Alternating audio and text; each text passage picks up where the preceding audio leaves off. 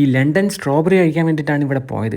പക്ഷേ അവസാനോ ഇവിടുന്ന് കഴിച്ചത് 12 ഐറ്റംസാ. ആ ലണ്ടൻ സ്ട്രോബെറി നല്ല ടേസ്റ്റെല്ലാം ഉണ്ടായിന്. പക്ഷേ അനക്കേടി മതിയായിട്ടൊന്നുമില്ല അത് കഴിച്ചിട്ട്. അതുകൊണ്ട് ഞാൻ കുറച്ച് പേസ്ട്രീസും കൂടി ഓർഡർ ചെയ്തിട്ടുണ്ടായിരുന്നു. അപ്പോൾ ആ ലണ്ടൻ സ്ട്രോബെറിയിൽ വന്നത് നല്ല ഫ്രഷ് സ്ട്രോബെറിയും പിന്നെ ഇവരുടെ ഇൻഹൗസ് ഐസ്ക്രീമും ഇവരുടെ ഇൻഹൗസ് മിൽക്ക് ചോക്ലേറ്റും ആണേ. അങ്ങനെ ആദ്യം ഞാൻ ഇവിടുന്ന് കഴിച്ചത് ബിസ് കാരമൽ ചീസ് കേക്കാണ്. അതിനുശേഷം ഡാർക്ക് ഫോറസ്റ്റ് കഴിച്ചു. പിന്നെ പിസ്താഷ്യോ റഷ് എന്ന് പറഞ്ഞ ഈ പേസ്ട്രിയും കഴിച്ചു കേട്ടാ. മൂന്നും ലുക്കിൻ്റെ കാര്യത്തിലും ടേസ്റ്റിൻ്റെ കാര്യത്തിലും ഒരു രക്ഷയില്ല കേട്ടാ. ഇനി എന്നാൽ പിന്നെ ഒരു ചീസ് കേക്ക് ട്രൈ ചെയ്യാന്ന് വിചാരിച്ചിട്ട് ഒരു വോൾക്കനോ ചീസ് കേക്കും ട്രൈ ചെയ്ത് നോക്കി കേട്ടാ. വളരെ മൈൽഡ് ആയിട്ടുള്ള ചീസിൻ്റെ ഫ്ലേവറൊക്കെ ആയിട്ട് നല്ല ടേസ്റ്റ് ഉണ്ടായിരുന്നു. പിന്നെ ക്രഞ്ചി ചോക്ലേറ്റ് എക്ലെയർ എന്ന് പറഞ്ഞാൽ ഈ ഐറ്റം കഴിച്ചു നോക്കി.